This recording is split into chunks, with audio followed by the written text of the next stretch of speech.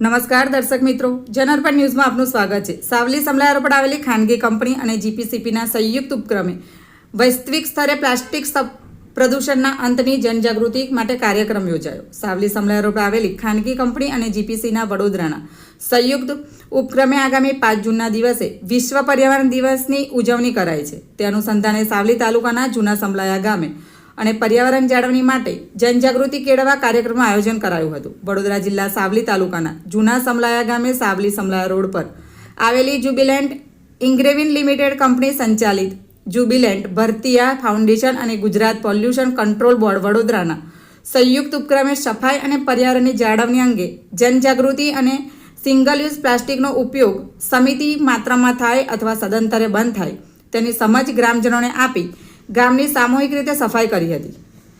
જીપીસીપીના પ્રાદેશિક અધિકારી જે.એમ. મહેડાની અધ્યક્ષતામાં company unit head, HR manager તેમજ સ્ટાફ સહકર્મીઓએ ઉપસ્થિત ગ્રામ સરપંચ અને ગ્રામજનોને કાગળની થેલીઓનું વિતરણ કર્યું હતું અને ગામમાં સફાઈ કરી પ્લાસ્ટિક એકત્રિત કરી રિસાયકલિંગ માટે કચરા ગાડીમાં લઈ જવાયો હતો અને પર્યાવરણના જતન માટે શપથ લેવડાવી ગ્રામીણ સ્થળે જનજાગૃતિ કેળવવાના પ્રયાસો કર્યા હતા, જેમાં બહોળી સંખ્યામાં ગ્રામજનો અગ્રણીઓ ઉપસ્થિત રહ્યા હતા।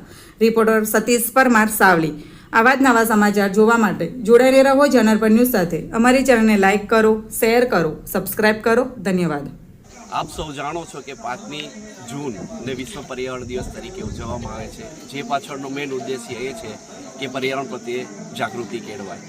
આ વખતે સરકાર દ્વારા બીટ ધ પ્લાસ્ટિક પોલ્યુશન પર થીમ રાખવામાં આવેલ છે, જેના ભાગરૂપે આજે જ્યુબિલન્ટ ભરતિયા ગ્રુપ સાથે જૂના સમલાયા ગામમાં પ્લાસ્ટિક જાગૃતિ તેમજ ક્લીનોથોનનું એક આયોજન કરવામાં આવેલ છે, જે બાબતે ખૂબ મોટી સંખ્યામાં જૂના સમલાયા ગામના ગ્રામજનો એકત્રિત થયેલ છે। તેઓને પ્લાસ્ટિક વિશે, પ્લાસ્ટિક પ્રદૂષણ વિશે અને પ્લાસ્ટિકના ઉપયોગ ન કરવા બાબતે આજે તેમને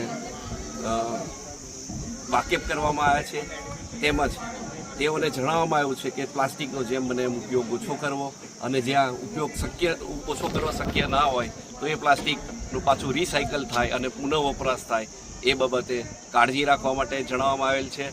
તેમજ ક્લીનોથોનનું જે આયોજન કરવામાં આવ્યું છે, એટલે કે ગામમાંથી કચરો એકત્રિત કરી અને એનો પ્લાસ્ટિક વેસ્ટનું પાછું રિસાયકલ થાય એ માટેનો આજનો એ પ્રોગ્રામ રાખવામાં આવ્યો છે, જેમાં ખૂબ મોટી સંખ્યામાં ગ્રામજનોએ ભાગ લીધો છે।